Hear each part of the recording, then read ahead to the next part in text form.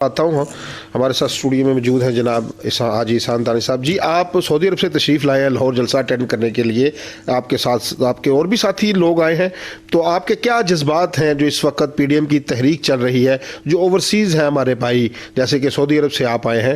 تو آپ کیا سمجھتے ہیں اس حکومت کو مزید وقت نہیں ملنا چاہیے؟ حاجی صاحب بسم اللہ الرحمن الرحیم. خواجہ صاحب سب سے پہلے تو آپ کا شکر گزار ہوں کہ آپ جو کووڈ-19 کے دوران سعودی عرب میں جو لوگ اس حکومت کی نااہلی کی وجہ سے بری طرح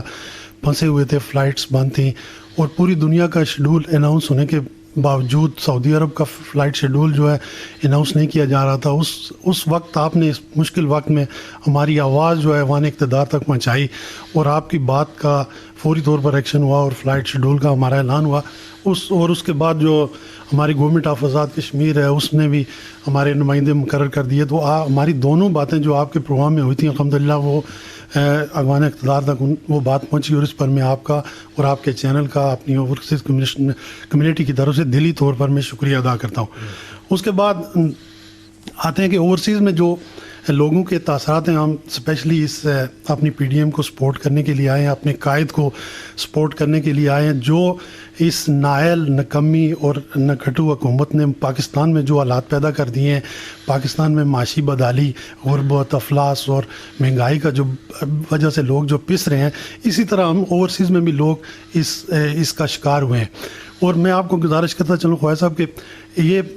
جب اس حکومت کا قیام عمل میں لایا گیا تو آپ نے دیکھا ہوگا کہ تاریخ میں پہلی بار 17 لاکھ ووٹ جو ہے مسلم لیگ کا صرف جو ہے ریجیکٹ کیا گیا, اور 53 سیٹس پر ان کو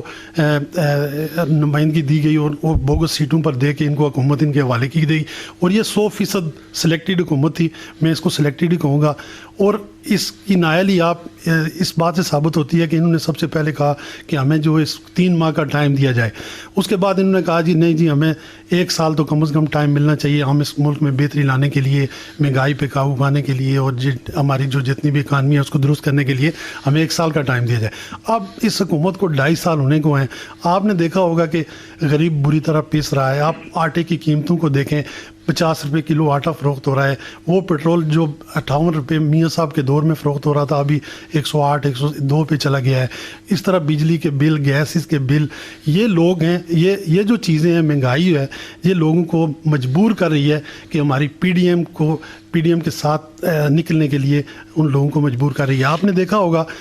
مدد کے ساتھ کہ جتنے بھی جلسے ہوئے پی ڈی ایم کے, لوگ اتنے لاک ڈاؤن کے باوجود, کورونا کے باوجود, حکومت کی سختیوں کے باوجود لوگ بہترین طریقے سے اپنی قیادت کے ساتھ نکلے ہیں, اور انہوں نے ثبوت دیا اس چیز کا کہ ہمیں اس نالائق اور نکھٹو حکومت سے اس کا خاتمہ چاہیے کسی بھی طریقے سے. تو پی ڈی ایم کو انشاءاللہ یہ جو جلسہ ہونے جا رہا ہے لاہور کا, یہ انشاءاللہ یہ ٹرننگ پوائنٹ ہوگا. ہم اس کو اب بھرپور سپورٹ کریں گے اپنے ساتھیوں کے ساتھ, اور پورے اوورسیز آپ یہاں سے قافلہ لے کے بھی جا رہے ہیں انشاءاللہ. ہم آزاد کشمیر سے جتنے بھی ہمارے ساتھی آئے ہوئے ہیں ہم اس قافلے کی صورت میں انشاءاللہ شامل ہوں گے, اور یہ انشاءاللہ یہ اس حکومت کے تابوت میں آخری کیل ثابت ہوگا. یہ حاجی احسان دانی صاحب پرانے سیاسی کارکن ہیں, آپ نہیں سمجھتے کہ جو عوام ووٹ دیتے ہیں جنرل الیکشن میں وہ 5 سال کا حکومت کو مینڈیٹ ہوتا ہے, تو اس حکومت کو بھی 5 سال پورے ملنے چاہیے. جس طرح ہم پچھلی جب مسلم لیگ نون کی حکومت تھی تو صحافی بھی نون لیگ کے رہنما بھی یہی کہتے تھے کہ 5 سالہ مینڈیٹ پورا آپ ملنا چاہیے موقع. مسلم لیگ نون نے 5 سال پورے کیے, اب تحریک انصاف کی حکومت کو 5 سال پورے نہیں کرنے چاہیے؟ میں گزارش کرتا چلوں خواجہ صاحب کہ مسلم لیگ نے جن مشکل حالات میں 5 سال پورے کیے ہیں پوری دنیا کو پتہ ہے. آپ کو پتہ ہوگا کہ 22 لاکھ لوگوں کا نمائندہ وزیر اعظم, اس کو کس بری طرح گورنمنٹ سے نکالا گیا جب اس کے خلاف اپنا عدالت میں کیس پیناما لیگ کی ایک شکل میں ایک کیس دائر کیا گیا, جبکہ ان کا پیناما لیگ سے کوئی تعلق بھی نہیں تھا اور نہ ان کا نام تھا پیناما لیگ میں, اور وہ کامے کی بنیاد پر ان کو نائل کر کے گورنمنٹ سے نکالا گیا. یہ پی ٹی آئی کے ٹیکٹرز تھے. آپ نے دیکھا ہوگا کہ انہوں نے 3 ماہ دھرنا دیا. 3 ماہ دھرنے کے باوجود میں نے دیکھ رہا تھا ایک دن کامران شاہد صاحب کا پروگرام, اس میں وہ کہہ رہے تھے کہ انہوں نے کہا کہ یہ ہماری پورا جو دھرنا چل رہا تھا خالی کرسیوں پہ چل رہا تھا، اور میڈیا کو یہ کہا گیا کہ آپ اس کو فل ایک لوگوں کو دکھائیں اور اس لوگوں کی اکثریت دکھائیں. تو اس طرح کے ٹیکٹس یہ تمام آپ یہ دیکھیں کہ یہ محب وطن ہو سکتے ہیں کبھی کہ یہ ڈی چوک میں کھڑے ہو کر ہم اوورسیز پاکستانیوں کو ملک کے ساتھ جو اپنے پاکستانیوں کے ساتھ اپنے بل جلا رہے تھے، اوورسیز پاکستانیوں کو یہ کہہ رہے تھے کہ اپنے جو ہے اپنے ریمیٹنس جو ہے ہنڈی کے ذریعے بھیجیں، اپنے بینکوں کے ذریعے نہ بھیجیں اس ریمیٹنس کو. تو یہ ملک کو کس طرف لے کے جا رہے تھے؟ ملک ابھی پی ڈی ایم بھی کہہ رہی ہے کہ ہم بھی ڈی چوک میں دھرنا کریں گے. میں اس حوالے سے دوبارہ آپ کے پاس آتا ہوں. جی چودھری انوار الحق صاحب، آپ نے مسلم لیگ نون کے دونوں رہنماؤں کی بات چیت سنی، تو جو رانا احسان افضل صاحب ان کا کہنا ہے کہ اگر استعفے دے دیتی ہے